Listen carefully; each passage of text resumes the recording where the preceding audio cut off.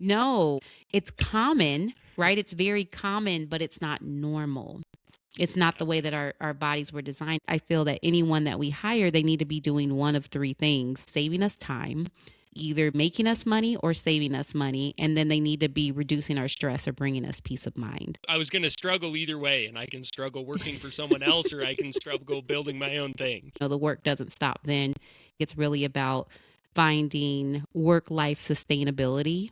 I don't believe in balance per se, but what are we doing now?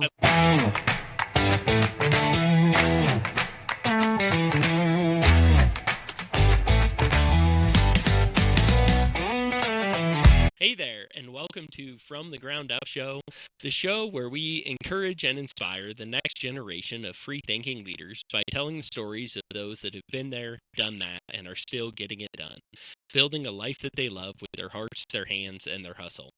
I am your host, Eric Loden. Thank you guys for joining me today. If you want to support the show and help us out, like, share, follow, subscribe. We're on all major social media platforms at From the Ground Up Show. We're on all major podcast platforms, and the full-length videos are available on YouTube. So wherever you're at, whatever platform you're on, leave us a 5-star review, leave a comment, like, share, follow, subscribe, all the things. That's the best tool we have to get the content out there. Today, I am excited and honored to have Dr. Alicia Newsome as a guest. As you may have guessed from the title, Dr. Newsome is not a blue-collar leader. She is an entrepreneur and has some great information to share with us. Dr. Alicia Newsome is an executive advisor and 3-time best-selling author who helps leaders who carry a lot: work, family, community, lead well without burning out or bringing stress home. She started as a hormone and performance clinician and kept seeing capable people running on fumes. That gap drove her to build the integrative leadership framework, a model that strengthens business operations, restores body-level capacity, and protects what matters at home. Now she works with founders, senior leaders, and teams who want to win at work without sacrificing their health or their relationships. Having grown up and worked in the trades my entire life, I know firsthand how many of us run on fumes. The work never stops, and we don't get to clock out at 5 o'clock. Dr. Newsome is going to share some great information to help us all reach peak performance and still have a life at home. So, Dr. Newsome, thanks for joining us. Thank you so much for having me here. Yeah. Well, I am really anxious to dive into kind of your expertise and the topics at hand. But before we do that, we want to get to know you and learn a little bit about you and your business. So to start out, do you mind telling me a little bit about your childhood and what life was like growing up? All right, we're diving deep, starting out. Right into the deep end. All the way back to my childhood. When I grew up in Kansas City, from the Kansas side. For those of you that know, there's a Kansas and Missouri side. I grew up on the Kansas side. And when I was growing up, my dad, he was a blue collar worker. He worked at Procter & Gamble, and he used to work 12-hour shifts, like swing shifts. So he'd work 6 a.m. to 6 p.m. for 2 weeks. And then the next 2 weeks, he would work 6 p.m. to 6 a.m. And he did that all while I was growing up. And so, my dad, he worked really, really hard for our family.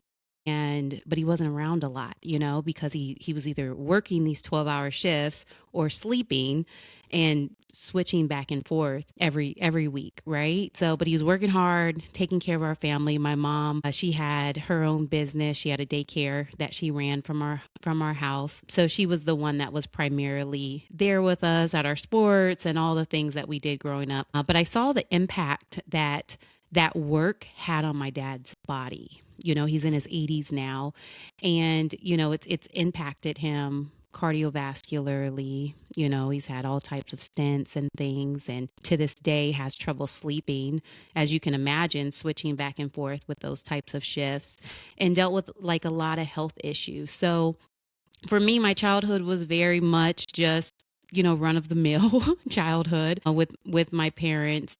But health has always been like a big part of who I am, and then also from my own struggles. So we just kind of ate whatever growing up. I think my mom probably cooked what she thought was nutritious. I remember I had a lot of the hamburger helper meals and, just different things. But when I got a little older, I started getting very sick where I was tired all the time. And I was diagnosed with fibromyalgia at 19, which is really young. And they put me on antidepressants and things like that. And it was so bad. I couldn't even like stay awake in the doctor's office. I'm sitting there. So a lot of my younger years, and then I really didn't get resolve of my issues until I was much older and had children and then was going through a divorce till I really found answers to what was going on with my health. But a lot of it starting out had to do with taking like the traditional route in healthcare, which is what, my mom figured, okay, my doctor said, put her on birth control for her acne. I had like all kinds of acne, skin issues. Put her on this, put her on that, give her antibiotics. I did all the conventional things, but I wasn't getting better. So that really fueled my desire to understand what was going on with my body and my family. That really fueled my passion for health. I want to take a moment to tell you about this episode's sponsor, MacArthur Company. As a former contractor, I know the importance of working with a great team. That team includes more than your employees. You need what you need on time and at the right location. Competitive pricing sure helps too. A good relationship with your supplier can make a huge difference. That is why I always use MacArthur Company. At MacArthur, you are more than just a number. You are a person, a customer, and a friend. With branches throughout the United States, MacArthur is big enough to handle your most demanding needs, but they do it with small-town service. MacArthur isn't another big box store run by a board answering to stockholders. They are employee-owned, making them one of the last independent suppliers, serving all of your commercial, industrial, and residential building envelope needs. Whether you're doing roofing, insulation, HVAC, or siding, MacArthur has you covered with great service and a personal touch. If great service and good pricing don't win you over, make sure you check out their customer incentive program, where every purchase earns points towards a free vacation. I am already packing for my next MacArthur incentive trip. Call or check online to find your nearest MacArthur warehouse so you too can enjoy superior service and start earning points towards your next vacation. Get what you need, when and where you need it. All the service without the hassle. MacArthurCode.com. Okay. All right. And as a doctor, I imagine you have considerable education. So you grew up with some health struggles and had a passion for health. When did you decide you wanted to become a doctor or go into the healthcare industry? Well, I always wanted to be a doctor. I always was like, that was always a thing growing up in my mind. Like, okay, I want to be a doctor. And originally my undergrad degree is actually in psychology. So but then I figured by the time I would finish with school, I'd be really young. So I was like, nobody's going to listen. I wanted to do like marriage and family counseling. And I'm like, I'll be like 26 when I'm done. Nobody's going to listen to me talking to them about giving them marriage advice, right? So I ended up not going that route. And I used to have really bad neck pain, back pain, constant headaches. I would take like 5 Advils at a time for my pain. And I ended up meeting a chiropractor and going to her office and learning about that. And that was my introduction into like a more holistic way of dealing with my body. So my headaches went away, my back pain went away. And again, I was very young. I was in my early 20s dealing with these things. So that's what spurred me to go more down a medical route and then also holistically as well too. So from there I went to school, and then when I got out of school, I had a like more of a wellness practice, but I still had a lot of low energy. That was something that I was never able to really get rid of. And just imagine Sunday afternoon, and at this time in my life, I'm going through a pretty painful divorce, leaving a very volatile marriage. My 2 little ones, they were still in diapers. And Sunday afternoon, I head over to a friend's house, usually after church, and everyone's hanging out. And I sit down on the couch and I fall asleep immediately. I was so tired, and they were like, we got the kids, you're good. Give her a blanket and a pillow. And it wasn't for me just like that on Sundays. It was like that for me on Monday and Tuesday and Wednesday. Every day I was just tired, like just doing what I had to do to get through work. And then like time to put these kids to bed, right? I want to get them in bed so mama can go to bed.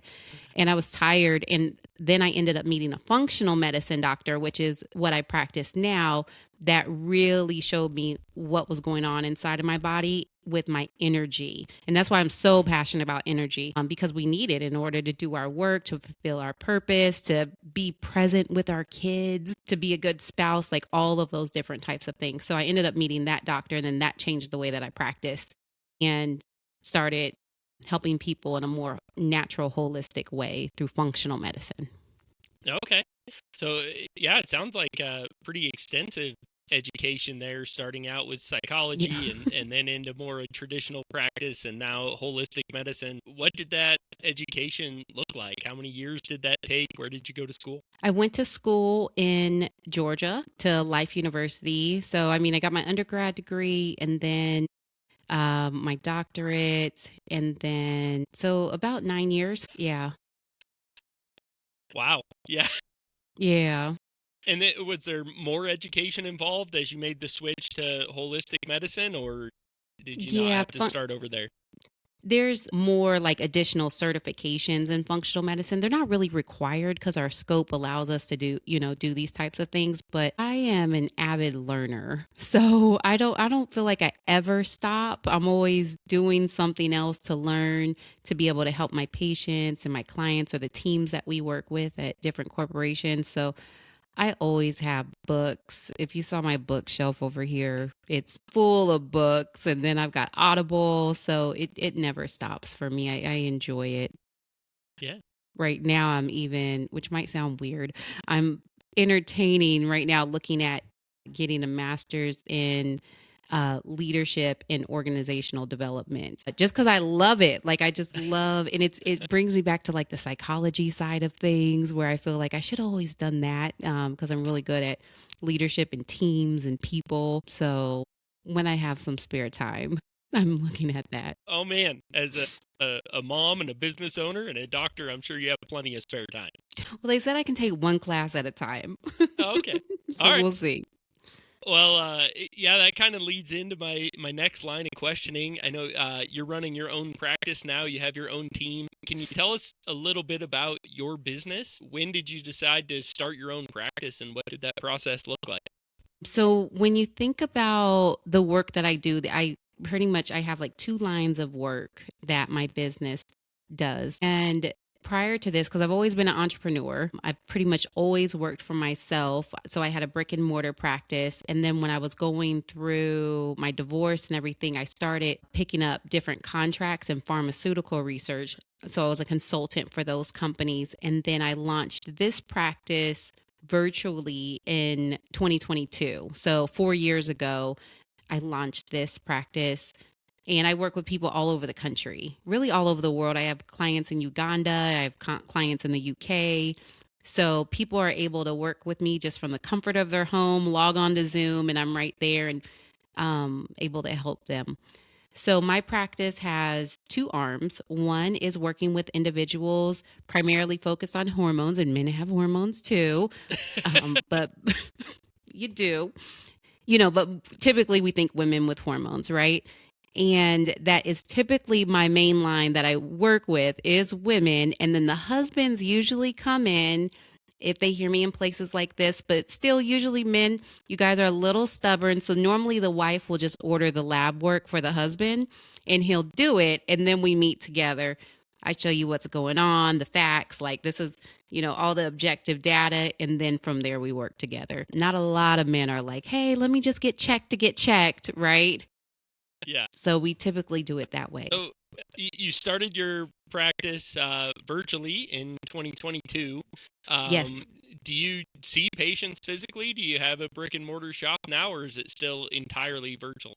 Everything's entirely virtual, but I do have some clients that will like come into town and see me that way. Okay. But nope, everything's virtual, so it's much easier. I've had brick and mortar before. There's a whole overhead that goes with that that's different. I will say in this day and age with online, there's so many softwares and there's a lot to build up overhead there too. Yeah. But it's a different kind of beast that you're dealing with. Yeah. So I have the functional medicine arm, and functional medicine, for those that are listening and are wondering, what is functional medicine? Think of it as if I like to give this analogy. If you're driving down the road and your check engine light comes on in your car, right? And you're like, oh, okay, I got to take my car to the mechanic, or you may know what, you may need to check it out yourself. But regardless, the car needs to be checked out, right? There's something going on. So imagine me, because I don't know what's going on. I'm going to take it to the mechanic, and imagine the mechanic comes out and I let him know, okay, well, my check engine light came on last week. I'm hearing a little rattling in the car. And he's like taking notes, writing everything down. And then he's like, all right, ma'am, well, that's all you need to do is take this sticker. And he pulls a sticker out of his pocket and says, put that right over this check engine light. That would be crazy, right? You'd expect that mechanic to open the hood, run some diagnostic tests, find out what's going on inside the car. Like, why is my check engine light going on? But a lot of times we allow doctors to do that with our bodies, but then also us too. We get these check engine lights that come on. So brain fog, trouble focusing, trouble sleeping at night, gaining weight, especially around the belly area, digestion issues, trouble pooping, all these types of things are check engine lights. It doesn't mean like you have a disease, right? It's not like now I've got, heart disease or high blood pressure. You may, but those are all check engine lights going off in the body. So in functional medicine, what we do is we look at the root cause of those issues, like what's really going on that's causing these things in your life. And then the other arm of my practice, I work with teams and corporations, leaders. So I either work with their executive team when it comes to their health, or we come in and we do wellness challenges with their team. So a lot of times, and we really focus on engagement. Most wellness programs at companies have about a 10 to 12% engagement rate. And they may be things like a gym membership that your job may give you. And that typically works for people that already go to the gym. They're going to get the membership, and then a certain percentage of them go to the gym and actually use it. But what we do is we do these wellness challenges that really focus on the psychology and also the needs of the employees. So, and we call them better you challenges because a lot of people we have found in our research, they want to be better. They want to be better employees. They want to be better friends. They want to be better people. They want to be healthier. They want to be more vibrant. They want to lose weight. Overall, they just want to be better. So we have these 6-week challenges that focus on, there's ones on fitness, there's ones on stress, there's holiday ones, there's nutrition. And we do those, and we actually get a 50% engagement rate with our challenges because they're fun, they're easy for them to implement, and they can also be done with anyone in your company, whether they're local or in other offices and things like that. So we come in and we do those that type of work with companies, which I really enjoy. I enjoy working with people in groups and giving people just practical tools that they can use in their everyday life. So that helps with productivity, performance, attendance, insurance premiums, like all of that, the bottom line that helps companies with. And then, of course, companies are out here making impact in the world as well, too. So overall, for me, it's like little me and my company, we're able to make a greater impact by helping those that are serving others. Yeah. That's great. That's a great mission. I know you mentioned earlier what kind of fueled your passion for the holistic medicine was your own struggles, and especially struggles with energy. Do you mind sharing a little bit about your journey to solve that problem or get that figured out? Yeah, it's what I do every day now with the people that come to me. So I'll tell you about my journey. I'll combine it on how we work with people too. So one of the things is that we do very thorough intakes. So typically the time that you spend on average with the doctor in the office is 7 to 8 minutes, if you even get that, right? We spend, But you get charged for the full hour. You're going to get charged, right? It's just not enough time in our modern day system. It's not set up to really be able to understand what people are dealing with in their lives and in their health. So one, we have a lot of comprehensive intake forms that ask all types of questions about your childhood and what type of work you're doing, what you're being exposed to, even chemicals, all types of things. You'll when you do it, you're like, whoa, I've never been asked these things, right? Because it all plays a part. And then we have a 90-minute consultation that we do with that after that. So we're really able to dig deep because you don't have time to waste doing things that don't work, right? So it's really important that we're doing the right things in the beginning to get the answers. And then the next thing that we do is test.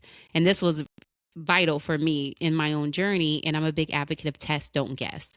We've got a lot of advanced testing out there that we can find out exactly what's going on in your body. Like, why are you having digestion issues? Why you're bloated? Why you can't go to the bathroom? Why you go to sleep, but then you wake up in the middle of the night? Or why are you dragging all day? And then you need, 3, 4 cups of coffee to get through the day, or Coke, or whatever it is to give you caffeine to get through the day. We're able to test and find out exactly what that is. And then from there, we put together personalized plans for you. And that could include what lifestyle changes are needed, stress, detoxification, which is really important. We hear a lot about detox, but you got to make sure that you're properly detoxing. A lot of people will find like a juice cleanse or something like that. They do that and then they feel awful. And a lot of times is that detox is actually making them sick. They're not getting the toxins out of their body. So proper detox, and then supplementation is important too. So I'm a big advocate of taking supplements that work. A lot of times you can pick up some calcium. Calcium's great. You pick it up from the store, and that calcium came from rocks. And yes, there's calcium in rocks, but we don't eat rocks. We eat food, right? So we want to make sure that the supplements that you're taking, one, you actually need them. And we got that from your data, from your labs and your intake paperwork. So you're able to know that you're taking the right things. And then you're also taking good quality supplements as well. Yeah. So, sorry, you said a lot there. I got a lot of questions here. You said, a lot of people do detoxes, and it doesn't actually help. It maybe ends up making them more sick. Is that because they're getting a detox formula plan system from an unreputable source, or is it just that that's not what they need at that time, and maybe that detox would work for somebody else? Well, there are some sketchy sources out there, and you also have to make sure that you're doing detoxification properly. So before starting any detox, you want to make sure that your drainage pathways are open. I don't like that word, but it's still the best word we can come up with. Your drainage pathway. So your pee, your poop, your sweat, we want to make sure that all of those systems are working well. Your kidney, your liver, all of those organs, they're doing what they need to do to detoxify first. Because one, you don't want to go in and start pulling toxins out and then they can't get out of your body, right? So we want to make sure that all your drainage pathways are open. So we do things in the beginning to make sure that is good. And then we want to bind toxins. So you want good binders. And though they're basically supplements, they come in different forms.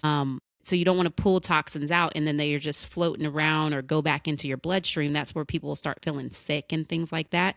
So you want to be able to pull toxins out and then bind them and then get them out of the body. So that would be a system for detoxification. You want to make sure you're doing something that's doing all three of those things. Gotcha. So it's maybe not that people are doing the wrong thing, but they're doing it incompletely or at the wrong time. Yes, exactly. You want to make sure that you're doing the right thing in the right way at the right time. And so that's probably a big reason, a lot of the do it at home kits or whatever, you might be better off doing that with a provider such as yourself or an expert to guide you through instead of just trying to do it on your own. Is that accurate? Definitely. And some things, when it comes to toxins, there's two different forms of toxins. There's biotoxins. So those are living things like mold, fungus, parasites, bacteria, viruses, all of those things. Those are living inside of you. Okay. So they need your nutrients, they need all of these things in order to survive. And then there's external toxins, and those are going to be things like pesticides that are sprayed in food, radiation, EMFs, medications. They're all toxic to some degree. Those are external toxins. So you also want to make sure that you're doing the right type of detoxification depending on what you're needing and in the right order. So one thing is you always want to get rid of mold before you do parasites, before heavy metals. Some people will try to jump to well, I've got mercury, or, do a heavy metal detox, and you've got to do things in a certain order. Okay. Wow, there's a lot to that. I personally have not partaken, but my wife does some detoxes and things like that, and I did not realize there was that much structure to it or that much science behind it. I'm learning new things today. I love it. Yeah, I love it. I love it that you're here asking these questions. So, Now you can talk to your wife about detox. yeah. Yeah, maybe I'll understand what she's telling me now. You said that you wanted to be a doctor very early on, that was kind of a goal from the time of childhood. When was it that you felt the call to be an entrepreneur and run your own shop instead of working for somebody else? Well, when I finished school, I was kind of like, well, I can go work for someone else, but then I'm going to just, have to be paid what they're going to pay me. And at that time, it wasn't a whole lot. And also, then I have all the constraints of the schedules, the long days, like all of these things. And I was like, well, if I'm in my mind, I was like, well, if I'm going to be struggling, I'm going to be struggling building my own practice, my own thing at this time. So I kind of just finished school and I had always done like even like multi-level marketing stuff when I was younger, like in my early 20s that, that's kind of like business type mind stuff. So I've always been a very entrepreneurial person since I was very young. So yeah, it was once I was done with school and ever since I did have right after my divorce, I did have a W-2 job. It was in the pharmaceutical just for like a short period of time. And then I went back. I was like, I'm going to do consulting, work for myself in that way. So I feel like Yeah. entrepreneurs, we're just a different kind of human. It's like, it's not easy being an entrepreneur at all. No. It's like it would be so easy to go clock in, shut my computer. But even a lot of my friends that still work in like corporate situations, once you're in leadership, that's a whole different ball game. It's not easy just shutting your computer, turning it off. The work doesn't stop then either. I think it's really about finding work life sustainability. I don't Yeah. really believe in balance per se, but I what are we caught that. doing I now? love that. The sustainability instead of balance. That's Yeah, I picked yeah. up on that. Yeah, it's important, like what are we doing to really be able to sustain our bodies? What are we doing to be able to sustain our marriages, our relationships, like all of those over time? And what we do day to day really impacts that. Yeah, I like that. I like that the saying or the quote. You got to choose your hard. Life is going to be hard either way. Choose your hard, and I like what you Yeah. said there. I was going to struggle either way, and I can struggle working for someone else, or I can struggle building my own things. Yeah, that's great. Well, I imagine it sounds like you built a couple of practices now with a few major life upheavals in the process. Yeah. What was the most difficult thing that you encountered building the various businesses that you've run? Mm, there's so many. I think for me, it has really been learning that sustainability factor Mm. because I can work. Like my parents raised me to like put my head down in the ground and work. Like I can go, I can put too much on my plate and still kind of, make it all happen, right? And then do it with excellence too, right? But I think my biggest thing was when I'm remarried now and now we have, more children. And really for me, it has been the journey of wearing all the different hats that I wear as someone who owns my own business. I'm a mother, I'm a wife, I'm a friend, I do things in my church, all of those without it crushing me. I have done it prior where it has taken over and that's all my kids see is mommy working and my husband's just kind of being ignored over here. And that has been the thing because I think for me there was a lot of the way that I was raised, ways that what I believe about myself, my own enoughness. Even though, I'm a doctor and you would think, okay, like she's a doctor, right? I don't really look at it that way. There's still a lot in our journeys that have us like when we're high achieving people like go that there's the voices and the things that still say it's not enough, that pushes us to keep going. So I would say that has been my biggest journey. I know that's a little different than like building a team or all of those things, although that is a No, that thing. Yeah. That's awesome. You hit two things in there I want to touch on, and this Okay. was not in my notes, but I hear it talked about a lot, and you kind of brought it up there. I think in our culture, a man that starts a business and is hard charging and works too much, that's almost honored and lifted up. And as a woman in a professional environment, not so much in our culture. And if you go to work and work hard, you're told that you're neglecting your family. And if you ease Yeah. off at work and take care of your family, you kind of get this guilt that like you're not living into your potential. And I hear from a lot of women that that's a very real thing and a difficult thing. How have you walked through that? I guess maybe what balance or what solution have you come up for with that? Do you experience that? Yeah, I think one of the biggest things for me, and it's what I help a lot of people that I work with as well, is building a good team, a support system around me. One, there's the people that, sometimes we just have to ask for help, right? We have to, and then trust people to be able to help us and not, mess things up. And so there's that leaning on people. And then also the people directly in our team. So I have been very intentional with my hiring, and I actually enjoy hiring. I enjoy hiring. I don't enjoy firing, but I will. And I used to hold on to people for a long time, like, okay, like hope they'll get better and, give them another chance. And then, like all the things. And now I'm like, nope, you just can't, for the sake of the business, for my own sanity. One thing is that I feel that anyone that we hire, they need to be doing one of three things. All three would be great, but at least one of three things. They need to be saving us time.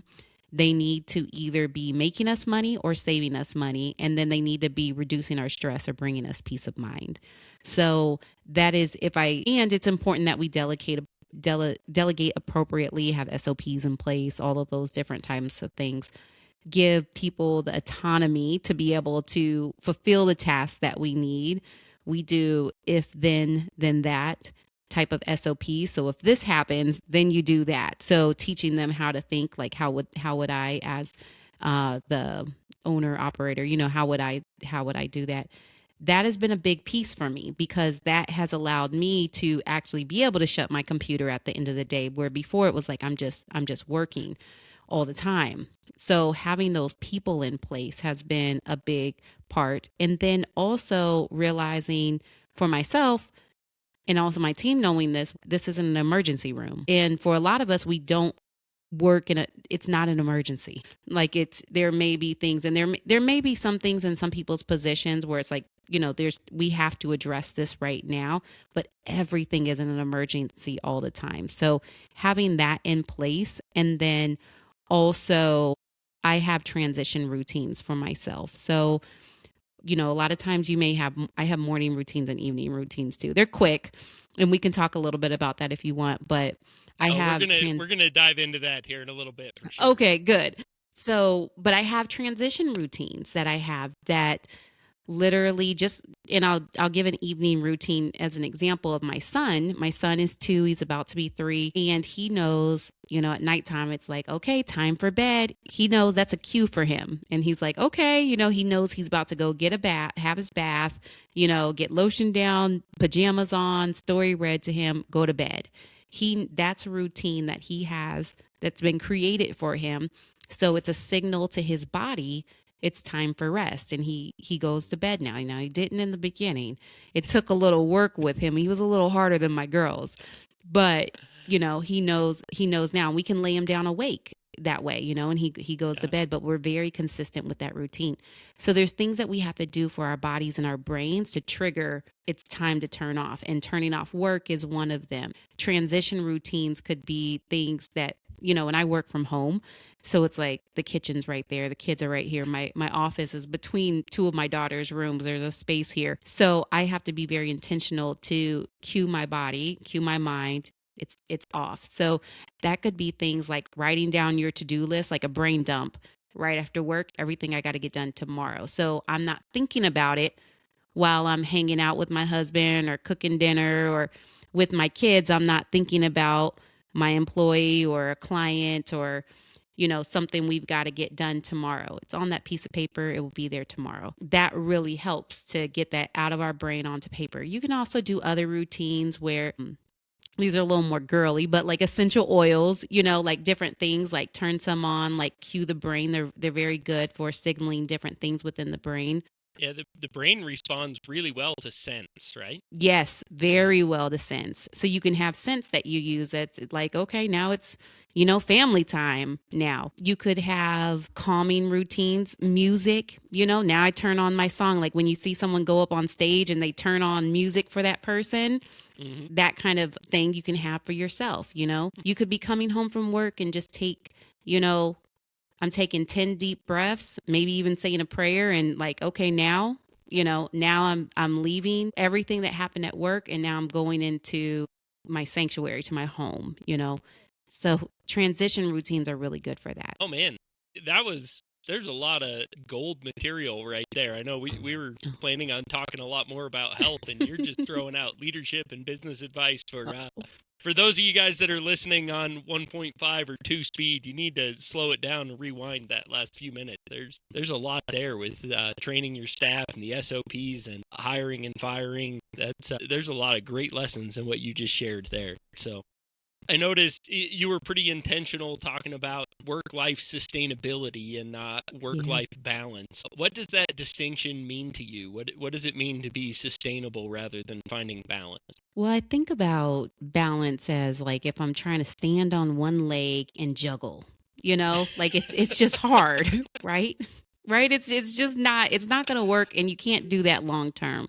Yeah. Right? And not everything in our life is always going to get equal amounts of attention all the time, right? There are going to be seasons in our businesses and in our work where that is more of the focus. And there may be seasons where family is more of a focus, like when you have a baby, or when a loved one's sick, or when your kids have things going on with their games and things like that. So you're always kind of moving things around.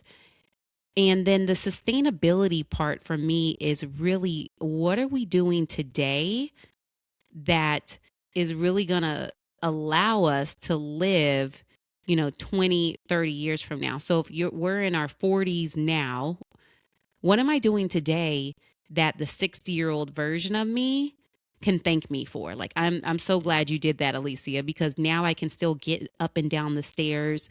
I can get on the floor with my grandkids. Like what am I doing now? So I really look at the sustainability factor of our health, our stress levels, what we're intaking as far as toxins in the environment, toxins on TV, that's, we don't really think of toxins as TV things, but like what are we inputting all the time? And can we do that long term? That's the way that I look at work life sustainability. Yeah, that's great. I love it. Yeah, there are times when you don't get to just split, personal time, family time, and work time 1/3, 1/3, and 1/3. Sometimes, like, work might take 100% today or this week or for this season, but yes, it's orchestrating your life in a way that I love that what you said, that yourself 20 years from now is going to be grateful for the steps you took today. That's perfect. I love that. I don't think I've heard it put that way before. The one thing we do have to be careful about, because we do this a lot as entrepreneurs and leaders, is when the work is taking 100%, we're like, I'll get to it when. And then that, that the win may happen. We may hit that milestone, that goal, and then we move that goalpost again. And now we have a new project, and then we're like, we'll get to it then, when I'm done with this. Okay, I'm almost done. Once I get through this, this quarter, then I'll do that. We have to be mindful of that too. And it takes time. It takes time to say, okay, I'm going to start integrating more of the family aspect or our hobbies and things like that into life too. We got to be conscious of that. Yeah. Were you having a conversation with my wife before we got on? No. She's like, talk to him about toxins and talk to him about I have been extremely guilty of that, and I hope that more recently I've been fulfilling some of those promises, but I was bad about that for a long time. It was always, well, after this, well, after this, well, after this. So, oh man. Us humans. Do you have an opinion that you once held pretty strongly that you've changed your mind about throughout your personal health journeys, your business and leadership journey, something where you learned something or realized something that really shifted your opinion about it? I am very opinionated. I have very strong opinions. Are there ones that I've changed? I'm sure there are. That's a good question. I feel like I've loosened because I used to like once I went into like the holistic world, I went very like all natural, like everything, like I was very extreme and now I'm much more balanced. And especially even with my kids too because they're, you go to school, they love some Takis and all kinds of things, right? That I'm like don't eat that. But even with myself, I give myself more grace and I think in general, even with leadership too, I've always been very like, hardworking, and I'm gonna work hard, I'm gonna do it, I'm gonna do it right. And I've given myself a lot more grace now, that like everything isn't an emergency.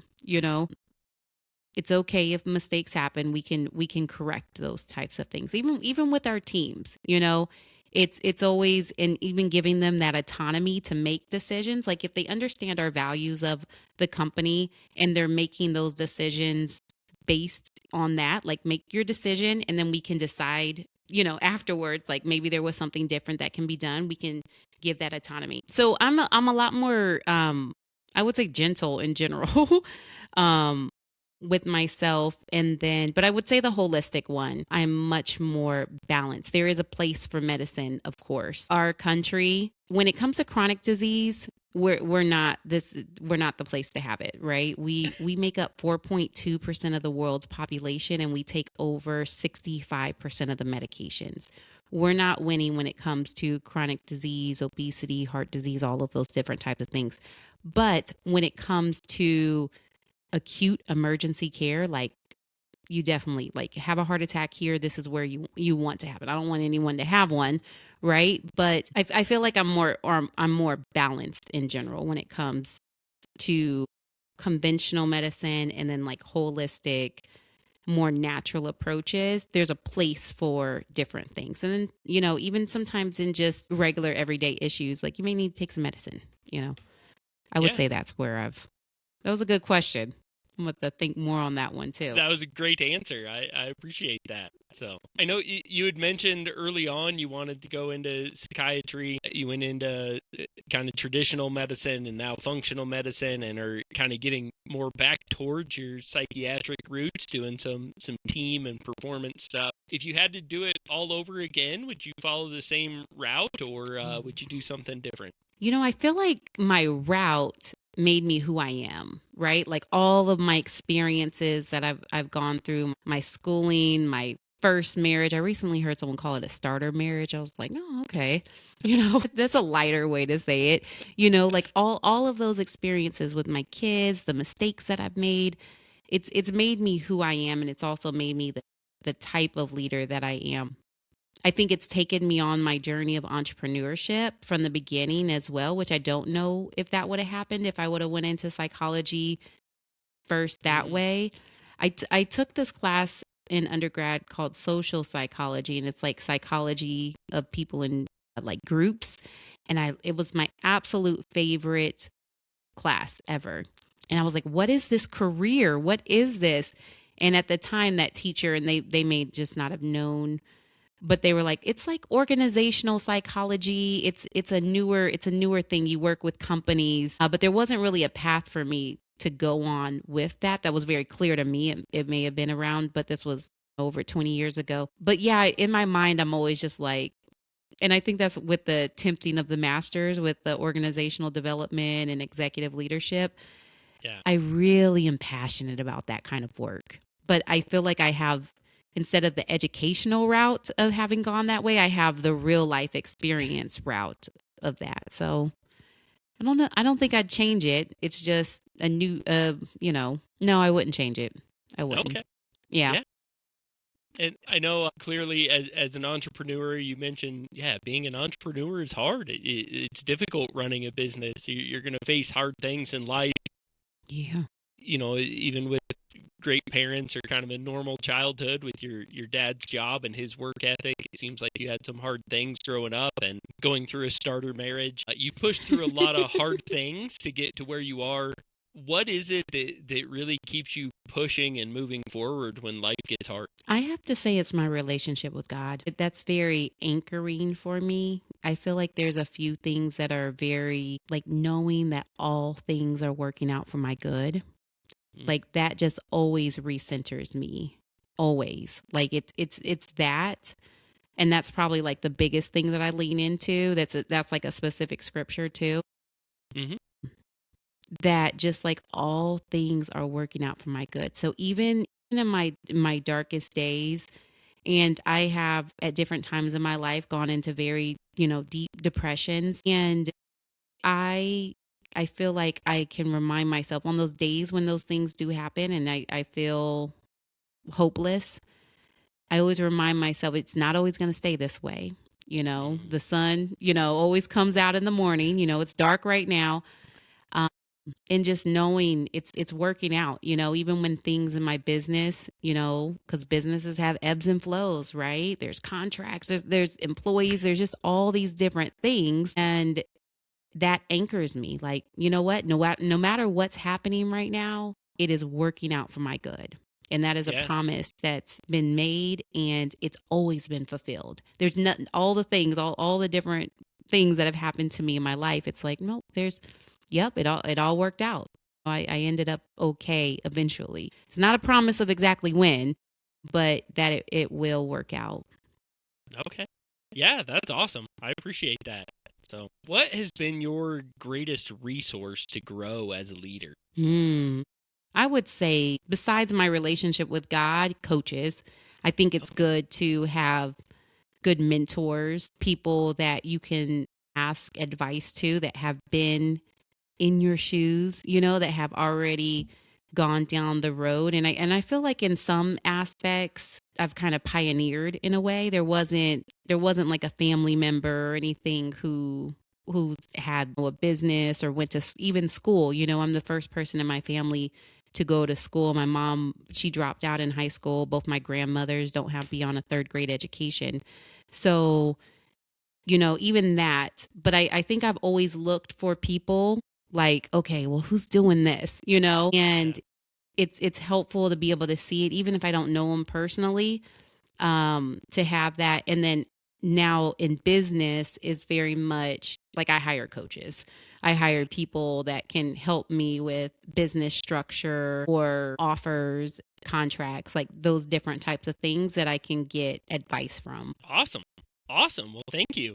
And yeah, I appreciate spending so much time learning about you and your business. And I know you're probably anxious to dive into some more of the specifics. We deal with a lot of blue collar industries, a lot of guys that are kind of out in the field doing physical work. I know you've spent a lot of time working with that. What are some of the early red flags for like a team leader that might be facing some burnout? What are things we should be looking for? That's a good question. So some of the early red flags are going to be that check engine light going off, right? So there could be things like making your decision making, it slows down, right? You're dealing with decision fatigue, like all day you're having to make decisions. Small things start feeling harder than they should. You start avoiding conversations or putting calls off. When it comes to your health physically, your sleep starts getting choppy, or you're waking up at 3 a.m. in the middle of the night thinking about work, struggling, to get through your day without coffee, caffeine, all of those different types of things. That's like, okay, your body is really not able to sustain you with that work life sustainability, like the capacity, like just within your own means inside your body. You're needing assistance with that. Another big one is you stop enjoying the things that used to make you happy, right? So it's like you were doing things that you enjoy, but now it's like they don't recharge you. You don't even want to be bothered with that. So if any of those types of things sound familiar, then burnout's probably on the horizon or it's already started. Yeah. Yeah, that's good stuff. I know, yeah, growing up in the trades, working in the trades, you alluded to it earlier. A lot of men, and especially blue collar men, they don't want to go to the doctor. They don't like going to the Yeah. doctor. Probably everybody's seen it. I've seen a couple reels and memes that, the blue collar guy goes to the doctor and the doctor says, "Well, how much pain are you in?" He says, "Well, the usual amount." And the doctor says, "Well, the usual amount is none." Like, oh, well, then we have a problem. So Yeah. for the blue collar guy that does not like talking to a doctor, I guess, what would you have to say to that person that's resisting kind of getting in, talking to somebody, making some adjustments? What kind of things would you categorize as concerning that they need to really be watching out for? And then what encouragement would you have for them to take some steps towards being more healthy? Yeah. So I get it with not wanting, like you said, going to the doctor. And like I said, the women normally just order the labs for the husband. We're like, let's order them, have them take them. But one thing that I love about men is that when you guys see your results, you're like, okay, yeah, I'm gonna do something about that. Nope. Where that's different with women, it's like, okay, now we're gonna, like, how are we gonna do this? Where I feel like with men, it's like once you do have it and you have your plan in place, you do implement. It's just getting you there. And I know it's not something that you want to deal with. It's not fun to talk to, and sometimes it can be scary too because you're like, okay, what's gonna show up on these labs, right? I say this, and it's because it's the truth and I feel like it needs to be said. But the first sign of the heart attack, 50% of the time, is the heart attack. And Mhm. and 50% of those people die of the heart attack. The other 50% have these beginnings. That's the medical term for it. It blows my mind. But beginnings, they're the signs. They're the check engine lights going off. So there are all the things. Like if you're getting dizzy, when you stand up, that could be something dealing with your adrenal glands, which produce your stress hormones, cortisol. That pumps out.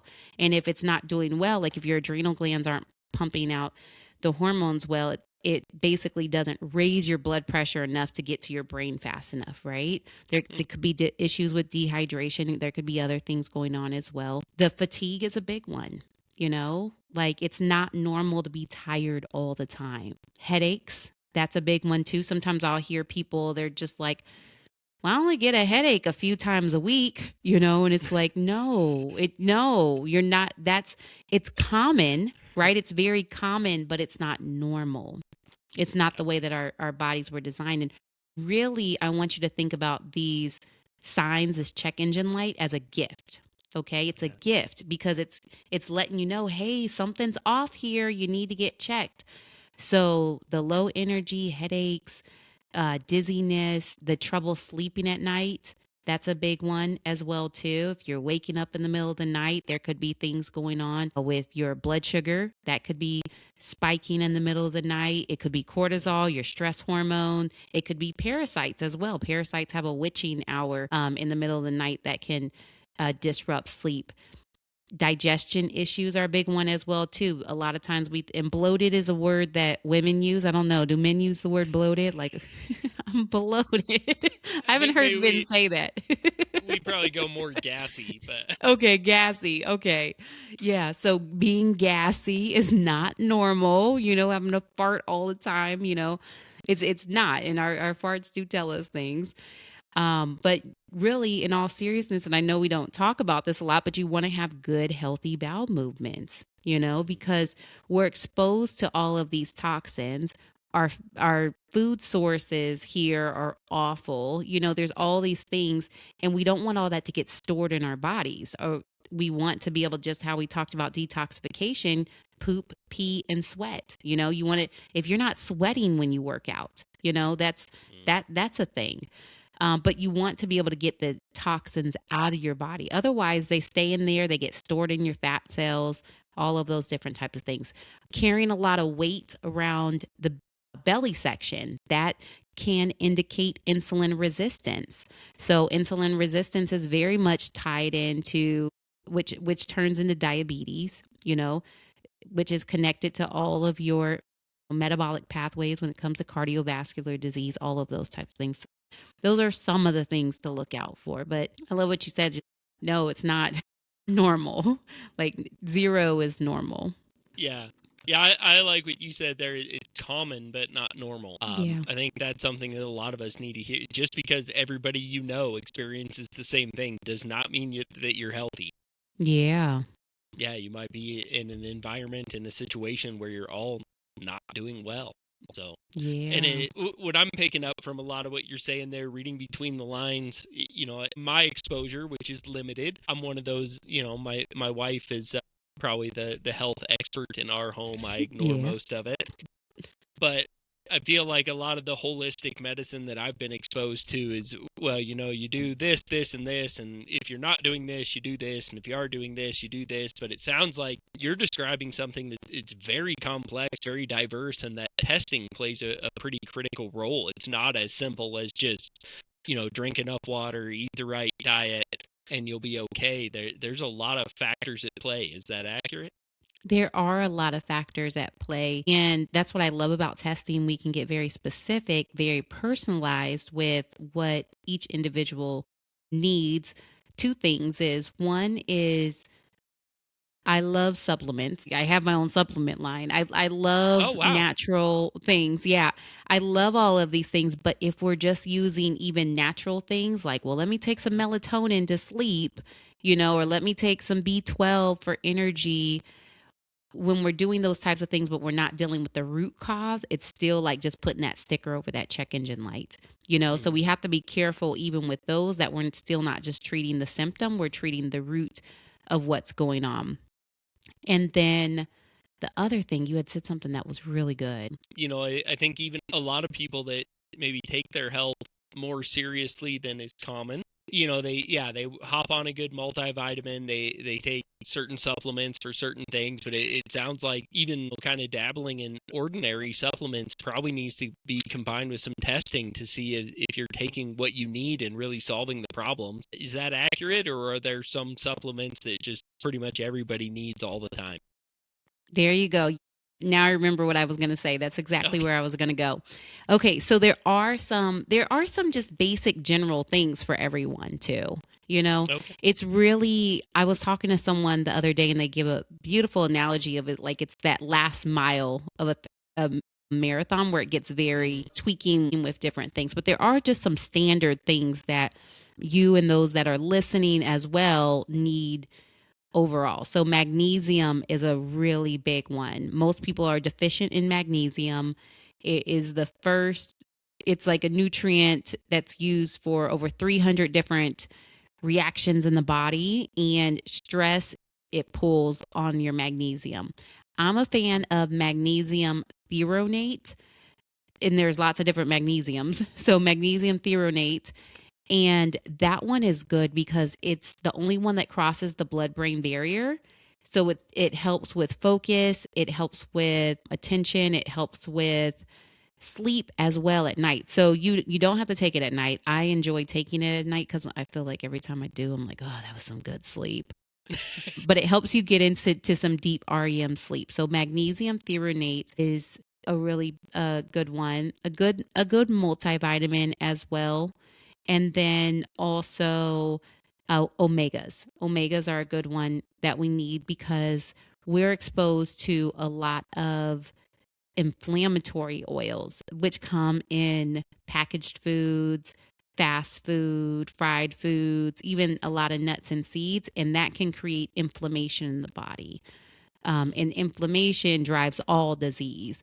So omegas are something that you need because everything in your body needs them, like your system, your hormones, your brain, your heart, all need omegas, but it also helps combat that ratio too. So a good omega 3s as well. And then when it comes to nutrition, protein and good fats is where you want to focus. There's lots of debate on carbohydrates. We don't have to get into all of that, but and good fats is where you've got to focus. So good fats are going to be can come from your omegas, extra virgin olive oil. One thing to know though about extra virgin olive oil is and women may care about this more than men, but like when you drizzle it all over everything, each a tablespoon of that has like 100 to 130 calories in it. So sometimes people are like drizzling like 8 tablespoons, and they put like 800 calories on their salad, right? So you got to be careful with that. The other thing is with olive oil, because everybody now knows, oh, olive oil is good for me. They start cooking with it on high heat. If you cook with it on high heat, it makes it rancid. It makes those oils inflammatory. So now you're doing the exact opposite. So I just recommend drizzling olive oil or using it to lightly saute, and it's better to cook with something like avocado oil or tallow or butter, ghee, those types of things, that coconut oil that are do better on high heat. I know I went on a little rant there. Oh no, I love that. Okay. I've heard, it seems like everybody's on one side or the other. Either olive oil is the answer or it's what's killing you. And I think you just brought that first full circle for me to understand it. Maybe a little bit of both. It is Yeah, high calorie, it's good for you, but don't cook with it on high heat. That's kind of the. exactly. Okay. All right. Good, good, good. Okay, I'm glad that was helpful. Yeah. Some of Yeah. these things I can talk about for days. So you want to make sure that you're getting the good fats in. Avocado, salmon, coconut, all of those things are good fats. The meat from, like, if you like a ribeye steak, I love a ribeye steak. Oh, You yeah. want your meat to be grass fed though, Okay. just because the conventional meat, they're fed corn and all these other things that cows weren't necessarily designed to eat, and they're also inflammatory, and then they're eating it, we are eating it, so the fat in that is inflammatory.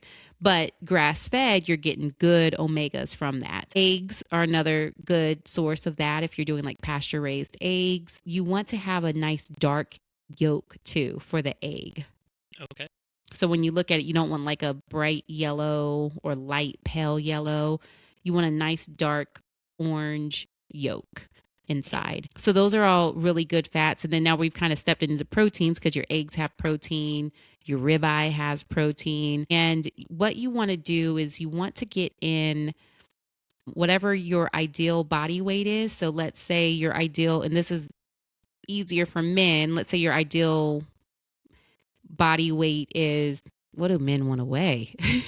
180, I don't know, 200, that's a lot. Sure. For women, typically it's a little lower.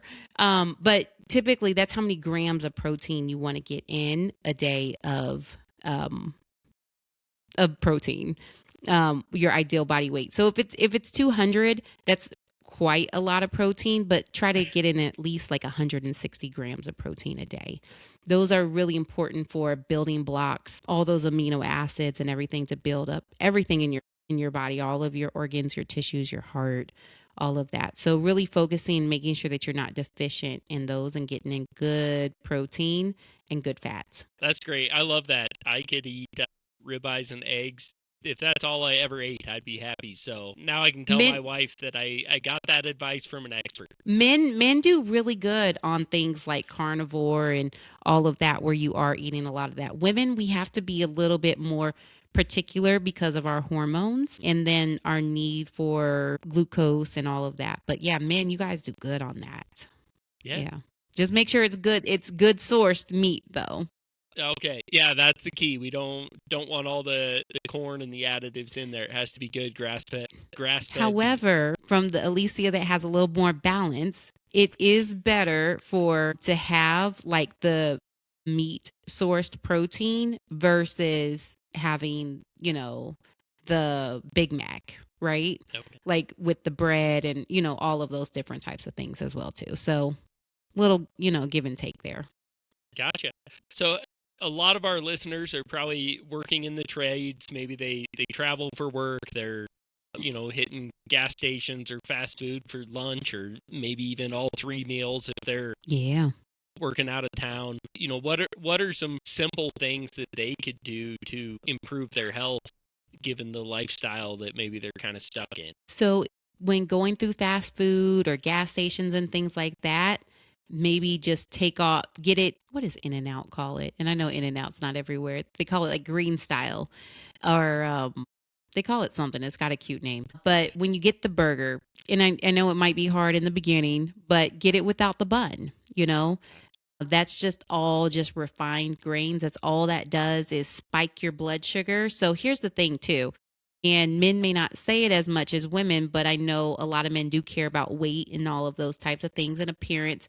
When glucose goes up, and that comes from, the bread, from the burger or candy, snacks, um, any kind of sugar, it goes up. Insulin's got to come out and it's got to lower it and it's got to bring it down. And when people start becoming insulin resistant, it's when they need more and more and more because their body's constantly flooded with this glucose, right? From different refined carbohydrates. So it's important for two reasons.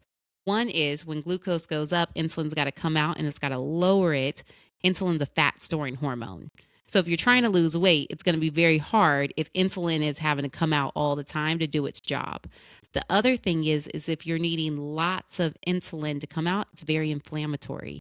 And that's where we start getting into those conversations about heart attacks and heart disease and all of those. Those are all inflammatory driven diseases, which I know I'm going down the scary route again, but it's important, because all of us have family, and I'm very passionate about this because this is the way that the people in my family leave us, like they're here one day and they're gone the next, and it is an awful thing to watch. My uncle, he worked same thing as my dad. They both started at General Motors, and then my dad moved, to Kansas City when they opened a plant there. But, he worked and worked and worked and worked, and then he retired, and then he had a heart attack, and it's like that's not the route that we want, and he's not here with us anymore, And then also even before that was starting to have knee issues and, just all of these things. So I know I don't want to be the bearer of like bad news, but sometimes we need to pay attention to that because one, we have purposes to fulfill on this earth and we have family that love us. They want us to be here for us and not leave too. Yeah, that's great. And I know a lot of people in my circle and probably a lot of our listeners are a little bit younger. They maybe are not concerned about the heart attack now. What would you say to the 20-year-old, the 22-year-old that still has a fast metabolism, seems to be doing well, but is living an unhealthy lifestyle? What advice or encouragement would you have for them to take care of things now? I think just start with the little things, start being cognizant and also pay attention, like you might feel like you're, I'm good, I'm working, I'm doing all these things, but then are you, how are you sleeping through the night? How is your focus? How is your energy levels? Are you needing a bunch of caffeine to get through the day? Those are the things to pay attention to now, right? Also, how is that impacting, your relationships with your staff? How is that impacting your relationship with your wife or your significant other or your kids? If you do have some of those check engine lights going off and you're giving everything to work right now, is there anything left over afterwards? And just to go back to your question and tie it in here, because I kind of went down the road of inflammation in the body. I'm so passionate about it for even the young person and even the older person who's going to, you're grabbing the fast food or going to the gas station, all of those different types of things, which I even do myself. I've got kids, I'm rocking and rolling. It's like, what are we going to eat tonight? One thing that you can really do is like beef sticks and things like that. Those can be helpful. Paleo Valley has some great ones. There's a lot of really good beef sticks out there now, but different kinds of snacks that you can take with you. So you're not allowing like your blood sugar to drop too low. You're able to have like good protein throughout the day. Other things are, like I said, starting small with small things, saying, you know what, I'm going to do something a little healthy for myself. Like give yourself a pat on the back. Like I took the bread off. I'm just going to eat it in the lettuce wrap, right? Yeah. Go for the sweet potato fries instead of the regular fries. Those could be things. Sometimes if the place has a salad, get the salad, put the protein on it, add protein to it. So it's really those little things that seem so minute that really do make a big difference later on. And then also another thing that we haven't talked about is the stress, like managing stress as well too. We talked a little bit about the transition routines, but stress is also a big driver of a lot of health issues. Okay. Well, I want to dive into that a little bit deeper, but you just brought something up of like, needing caffeine to get through the day. In the world that I'm in, there's two types of people. There's the people that drink coffee all day and the people that chug energy drinks. So, Yeah. Yep. what would you have to share with our listeners about that as far as the effects of caffeine in general, coffee, energy drinks? What is that doing to our bodies, our systems? How does that affect things? Well, it burns out the system because we're injecting this caffeine, right? Energy drinks, coffee, which isn't all bad. Like I drink coffee. I enjoy a good cup of coffee, right? But it's causing the body to produce this excess adrenaline, right? It's giving us like the get up and go, right? And when I work with people that especially have been doing this for a long time, which is most people, I know in your industry and just I feel like the world in general, there's like a Starbucks on every corner, right? And all these different coffee shops popping up, and you go into the gas station, there's all types of energy drinks. I feel like there used to just be Red Bull, but now there's all kinds of things there, right? And it's, Sorry, I'm going to interrupt for just a second. yeah. I'm in primarily roofing and single ply membrane roofing, and we work with some pretty strong chemicals. And there's a new energy drink out. I won't name it right now, but the name of it matches one of the really strong chemicals that we use in our roofing. And one of the guys walked in about a year ago into our office holding one of those, and I looked at the name of it, and I pulled up the MSDS sheet for that chemical that we use, and handed it to him. Like, do you really want to drink that? I'm sure it was not the same thing, but the naming was very similar with the energy drink and the very harmful chemical that we use and have to take precautions with. It was quite interesting. So sorry, I Wow. interrupted you there. No, you're good. So you're talking about the effects of coffee and energy drinks on our body and kind of what that does to us. Yeah. So it's going to increase your adrenaline. Cortisol is your stress hormone, and cortisol is really designed to just be there short term. Okay. So think about in hunter gatherer days when we were out, the men were hunting, the women were, home with the children, maybe gathering berries and things like that, right? Imagine it's a lion coming after you or a bear or something like that. What you would do is you would defend, you would protect, right? You would get rid of the invader, right? The lion. You would either fight it or you would run away, right? But either way, the body, you're eliminating the stressor from the body. And we were only meant to deal with this type of stress short term, okay? So just when that invader comes in, cortisol, adrenaline, all of that comes out for that short period of time. And then our bodies go back, and that's called fight or flight. It's our sympathetic nervous system. It comes out short term, and then our bodies should return to parasympathetic state, which is rest and digest. It also ties into testosterone, and for women, their sex hormones like progesterone and estrogen, right? So when our body's in this fight or flight state, it can't be in the parasympathetic. So that's going to interfere with your digestion, your ability to sleep, perhaps your libido, which is becoming more of an issue for younger men even now due to the different things in the environment, and then also due to chronic stress as well, So that's very important.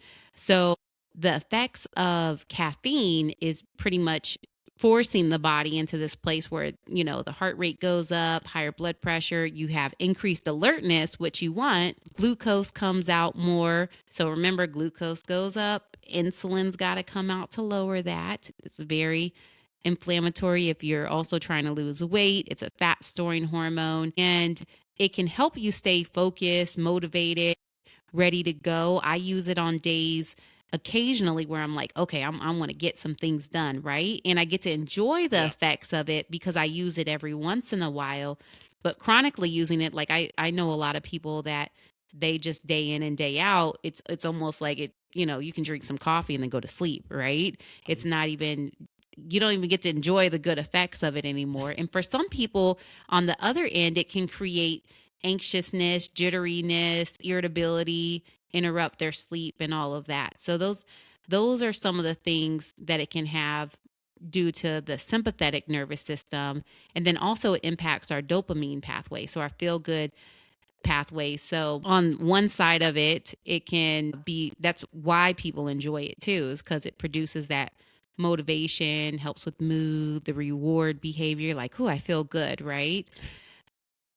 So you've got to use it in balance. And if you're having to use it all the time, that's not normal. Okay. All right. So if, like I said, in my world, there's two kinds of people, the coffee people and the energy drink people. Yeah. If you're using caffeine selectively in appropriate doses to give you that boost, that energy, is there one that's better than the other? Ooh. Okay. So when it comes to coffee, and coffee is so moldy, which a lot of people don't realize.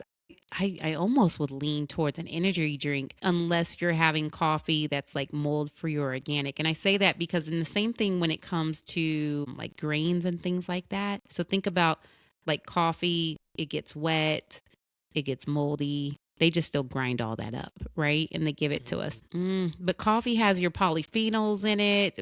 Coffee does have a lot of good benefits if you're like have good source coffee. And also, I've seen some good energy drinks out there that have like the B vitamins and things like that in there too. I would lean towards one of those two versus the ones that just have like the hardcore caffeine in it that way. I would want to get my coffee from, I mean, not my coffee, my caffeine from the coffee or from like an energy drink that may use like green tea or something like that. Okay. All right, that's interesting. And so you brought up something, this is brand new to me. I'd never heard that. With the mold and the toxins that can be introduced in coffee, is there a difference, like if you buy whole beans and grind it yourself versus buying ground coffee, or you mentioned organic might be better? If we're going to use coffee for our caffeine source, what is the best source? I would get organic coffee. So organic has been typically cleared for mold, but there's always like the controversies around like organic. And then there's some, because this is a real issue with coffee, there are ones that you can look for that are like mold certified, like they've been tested and all of that. Yeah, it's a whole thing in the coffee world with that. So I would do that, and then also whole bean, and then grind it yourself if you can. But I know that's not always convenient as well. Yeah, that's interesting. You're bringing up stuff I've never dove into at all. So, well, I haven't been asked these types of questions either, so it's like on the spot. Like, what would I recommend? good deal. Well, you brought up, a lot of, or it seems to me anyway, a lot of younger people are maybe experiencing stress or showing the effects of stress more so than we've seen in previous generations. You brought up the lack of libido and higher stress, higher cortisol levels. Do you have any thoughts about the cause of that? Is that reality? Are we experiencing that younger with later generations, or did people just not talk about it as much in previous generations? My dad, he's in his 80s, so he's technically from the silent generation, and my mom's a baby boomer. And I think those generations, there's a lot that just wasn't talked about. However, I believe that we are under a lot more stress because of technology and our environment. We've had over 100,000 new chemicals that have been brought onto the market since World War II that we're exposed to every single day. So that's a big issue as well. So there's a few things that stress the body out. So we know life. So life is going to life, right? We're going to have issues with work, employees, our spouses, our kids, finances, all of those types of things, right? And my view on that is that we can't eliminate all stressors.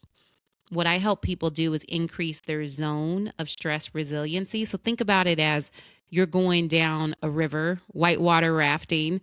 Not something I enjoy. I've done it like a couple times and I'm like, I'm good. So, but imagine you're whitewater rafting, you're going down, but you're like hitting the sides, like the banks, right? You're like just bumping. What we want to do is we want to open up your zone of stress resiliency. So we want to open that wider so that when life lifes, you're able to just go down that river a lot easier without hitting the bank. So that's what I help people with, really by identifying a lot of what's going on with, delegation, asking for help, support, what's going on with relationships. How are we handling that, like our bodies inside? And then also, we want to eliminate the stressors that we can. And those are things like a lot of the toxins. We've got toxins there's two types of toxins. There's biotoxins and then there's external toxins. So biotoxins are going to be your mold, fungus, parasites, bacteria, viruses. And then you've got your external toxins, which are your things in the environment, which I've said all this, right? Yeah. I'm like, I'm repeating That's myself again. That's So all we've right. got all our biotoxins, but then we've got the deficiencies. So the lack of sleep, we've got the issues with the gut, we've got lack of nutrients, so good fats, protein, vitamins, minerals, amino acids, sunshine, breathing, like oxygen, all of those different types of things. And we want to reduce those stressors as much as we can, which our food is much different than it was many years ago. We're exposed to many more toxins. And then because of technology, I believe we're just exposed to much more than we're really designed as humans to even know about, right? Like what's Yeah. happening all over the world. And the news is very much there to like instill fear. Like there's think tanks that exist, like it's a whole thing because that sells, it's like people are tuned into that, but that constant state of fear that's poured into us through the news, the media, all the bad things that are happening, all of us, even today, have had beautiful things happen in our lives, whether it's been an interaction with, someone in our family, a neighbor, someone at the store, like most people are good people, right? But that's not what we see when we open up social media or the TV. We're seeing a lot of negativity, and it's, that is hitting us the same way that cortisol, that bear, that lion, that tiger that's coming after us, our body physiologically is responding to all of those things the same way. So whether it's toxins, whether it's something you just saw on social media that's got you pissed off, or you're not getting enough protein in, you're skipping meals, or something going on at work, your body internally is still dealing with it the same way. The same adrenaline's kicking in, cortisol, all of that. So I do believe we are under a lot more stress because of all these different factors. Yeah. So would you recommend checking out of social media and some of the news sources? Yes. Yeah. Yes. That's an easy answer there. Yes. And I think we're addicted to it. Like it's created in a way, it gives us those dopamine hits that feel good, like, oh, the reels, like we can just scroll through them, or TikTok, or, whatever your favorite one is.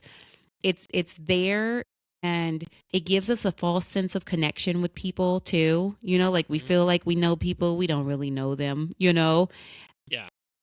it gives us like that we feel like we're seeing or understanding what's going on.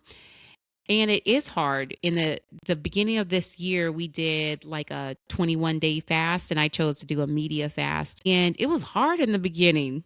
Like I just realized how much I like just automatically, and I really don't in general, like it's not my thing. Like I have seasons where I'll start scrolling, but it made me pause, like, okay, what am I gonna do? Because it's easy like in the evening to just kind of sit down and zone out, but really our bodies aren't resting when we're engaging in those activities. Like it's still like getting amped up, and then depending on how much, if you get involved, because people get behind their keyboards nowadays and everybody's fighting and arguing with each other, and it's probably like their neighbor next door that they just waved at and didn't even realize it's not really, but you know what I mean, like it's just another human, that a lot of times people are fighting with, and people are passionate about different things, and that's great. But yeah, my short to long to now short again answer is like, yes, it's important to be able to disconnect from that and really connect with the humans that are right in front of us.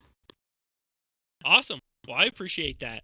And I know we've spent a lot of time kind of talking about the health aspects and diving more into that. And like you say, you have two practices, kind of the team building, coaching, and functional medicine. So I know you teach or promote something called integrative leadership framework. What is that in plain English, and how would a blue collar leader put that to work?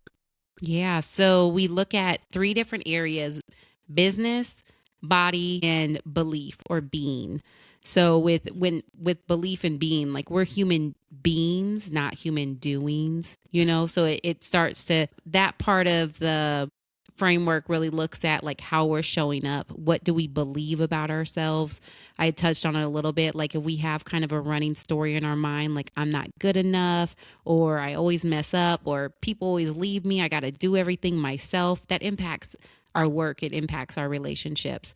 So it really comes to, how are we identifying within and then coming into alignment with the truth of who we are, and how powerful we are as human beings, and as leaders, and then having the authority and autonomy to be able to walk that out. And that also translates into our leadership, to be able to properly delegate. So when we look at the business aspect of things, and even for those that aren't in business, we have lives, right? And we have to look at like where our time is being spent, where our energy is being spent as well. So for me, the business side of things are protecting our profits, our time, and then our peace of mind. And then the body part is a lot of what we've been talking about when it comes to toxins, deficiencies, and then how mental emotional stress impacts our stress hormones.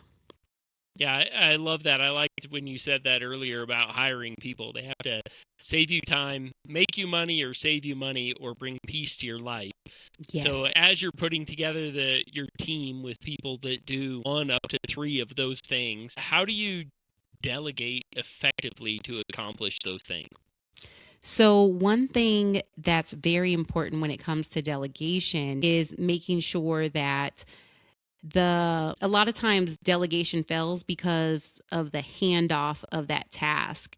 So Mm. people might not fully understand like what they need to do, and they might not have asked the questions, they might not have felt comfortable asking. So we have to create that space where it's like, ask me questions if you're missing what something is, and then give them the authority within boundaries to be able to make those decisions. So when I delegate, I one explain why does this matter, not just what to do. So I give why does this matter, so that there is the big picture, and then I give them the authority to make decisions within the clear boundaries, because you don't want, now you're just asking me a bunch of questions throughout. It's like, well, I could have just done this myself.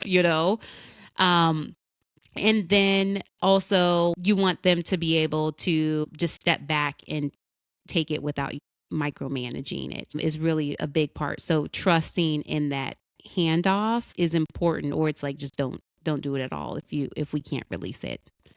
Do you find Okay. that men are a little easier with that, with trusting for the handoff? I think probably yes and no. I mean, there's some things where I think guys can, like, all right, yeah, I'm not dealing with that. But then there's other things that maybe we take a little more, there might be a little more ego, Mm, a little more, this is mine, this is my name, this is me out there, and we tend to hold on and micromanage a little more. So probably yes and no. Yeah, okay. depends a little bit. So Yeah. yeah. So I know, I mean, a lot of, especially young guys, kind of have a mentality of, we're going to put in the hard work early, put your head down, Yeah. just grind it out. And as long as we get through, it'll pay off in the end. But I know that there's a cost to that stress, and especially a cost of bringing that stress home. Can you speak to that a little bit of what is that cost, and how do we find that work life sustainability rather than putting a little too much cost up front? Yeah. There's a delicate balance, because, men are men and we love our men, right? And we love you for being providers and protectors and all of these things, right? And it's just mindful to be aware of the cost. You don't want your kids to remember you as the guy that's always tired and irritable, you know? It's like one thing to work all the time, but then it's the other thing to be tired and grouchy and irritable and snapping on them, or your partner feeling like they're just all by themselves, or they don't want to bother you to ask for things, so then they're just kind of handling everything themselves. I think those are some of the bigger costs when it comes to like family and relationships that are really important. And then of course there's the health part, you know, taking those times to pause. But it can be just as easy as just like 5 minutes in the truck before you go in the door, you know, taking that time to pause and just reset whatever type of transition routine can work for you. Just close your eyes for, you know, 10 seconds and take some deep breaths, mentally leave work and the job, just leave it in the driveway and then walk in and be present. I think it's those types of things of really, I think they say we don't remember what people said, but we remember how they made us feel. So even though there might not be as much time in the day that you were wanting, because time is not infinite, you know, we can keep making money, right? Yeah. But time isn't. It's really those moments that we do have with the people that we love, making sure that those are impactful and that we're there already. We might as, you know, well be present while we're there. And there's literally nothing we can do with, you know, when we're not actually working. Like we think we can because we're figuring stuff out in our minds, but you know, it's worth it to be present. And also just even from a psychology standpoint, like neuropsychology, all of that, when we allow our bodies to rest, like truly move into that sympathetic state where we're not, our mind isn't racing, we're not trying to figure things out, we allow ourselves to step away from work, we actually become more creative. That's when our best ideas come to us, when we are more in that relaxed state. So you can even like technically the time that you have with your family, you know, that even think of it like this is my time to like let loose, relax, and also know there's a reward on that because psychologically, you know, you'll probably figure things out because your mind and your body's more in that relaxed state. Yeah, that's great. That when I was running my roofing company, we instituted a paid time off policy, and it was a result of. I went on a vacation, and the first day or two, I was kind of just checked out and relaxing. And about day 3, I started brainstorming, and my brain was just free and working in a way it hadn't Yep. been. I came up with a lot of ideas to improve our business, and I thought, man, my guys need this too. Yeah. You know, it's beneficial for the business to take some time off once in a while, reset, allow your brain to relax, and it's going to function better when you come back. So, Yep. that's great. And I understand you have kind of a special offer available for our listeners. Can you tell us a little bit about that? If you go to just Dr. AliciaGifts.com, I have a guide there for you. It's completely free and it gives you tools that you can use right away when it comes to your energy and your stress resiliency. So just practical tools that you can implement. We more than what we talked about today. I know we talked about a lot, but there's just tips and tools in there for you, and that's completely free. Wonderful. Well, thank you for that. I appreciate that. Yeah, you're And welcome. if some of our listeners are wanting to get in touch with you or engage some of your services, what would be the best resource for them to reach out? You can go to my website, which is just dralicianewsome.com. You can also message me on any kind of platform like Instagram, Facebook, LinkedIn. Those are the best ones to get a hold of me on. You can just literally send me a message there and I reply back as well. Awesome. Awesome. Well, I know we had said earlier we were going to talk a little bit more about kind of the transition. Oh, you had a phrase or a word for it, but transitioning from work to home, or you talked about your son going to bed. Mm-hmm. Um, For the guys that are having a hard time with that, what are the key points of kind of that transition period to effectively move from work mode to family mode? The like transition routines. The routine, that was the word I was looking Yeah, for. yeah. What are the key points of a transition routine? How important is that? What should we be doing there? Really, the main thing is to recognize like what's happening in your mind and your body, which I know a lot of times you might be like, I don't even think about what's going, like, but it's really just something that's just going to help you relax a little bit. So, oxytocin is the hormone that's basically like the opposite of cortisol, your stress hormone, and it comes out when you're feeling feelings of like deep connection. That could be with a spouse or a kid. We often think of it just with like moms who are nursing their baby, but it's because of the connection. So, what you want to do is you want to do something that just feels good and takes you like out of your head, right? Of just like trying to figure out what's going on with work or finances or all of those different types of things. And that's different for everybody. So, it could be, going for a 5-minute walk, it could be taking some deep, it could be prayer. It could be turning on a song that you enjoy. Like, I think sometimes we just take life too seriously. I'm super guilty of this. I'm very serious. I joke and play, but it's like you got to do something to like shake it off, right?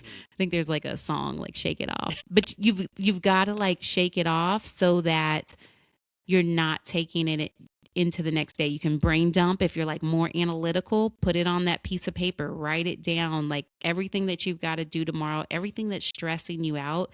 And for those that are more faith based as well, sometimes you can just write it all down and turn that piece of paper over and just write like God's got it, right?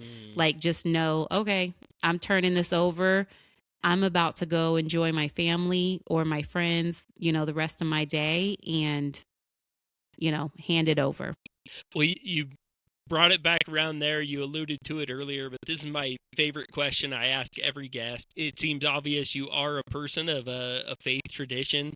And so, what is that? And how has that affected your business, your leadership, your medical practice? Yes, I'm definitely a woman of faith. I'm a Christian woman, and I feel like it's impacted my entire life. I feel like I wouldn't be where I am today. I wouldn't be who I am today without the Lord. And my journey with the Lord has been rocky. I've been God's little prodigal child multiple times in my life. It hasn't been perfect at all, but I've got to tell you, he pulls through. I mean, he pulls through.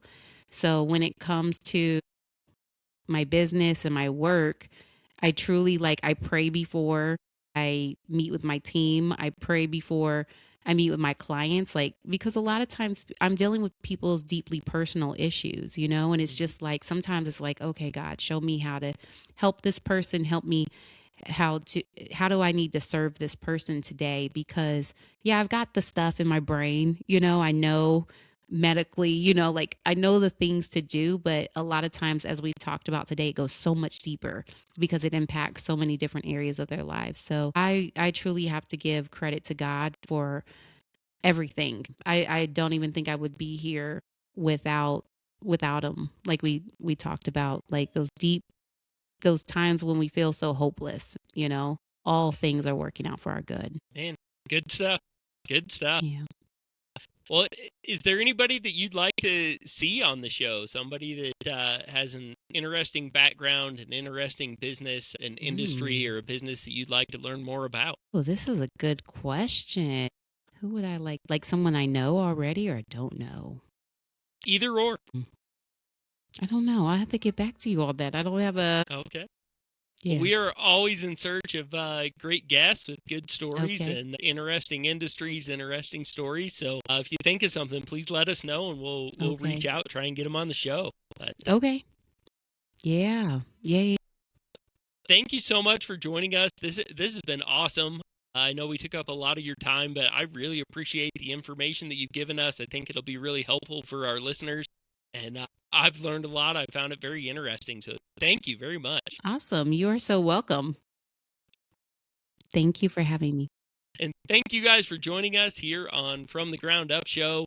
Again, if you would like, share, subscribe on all major podcast platforms, social media at From the Ground Up Show, and on YouTube, that would mean a lot to us. We really appreciate it. That's the best way to get things out there. Until next time, keep grinding.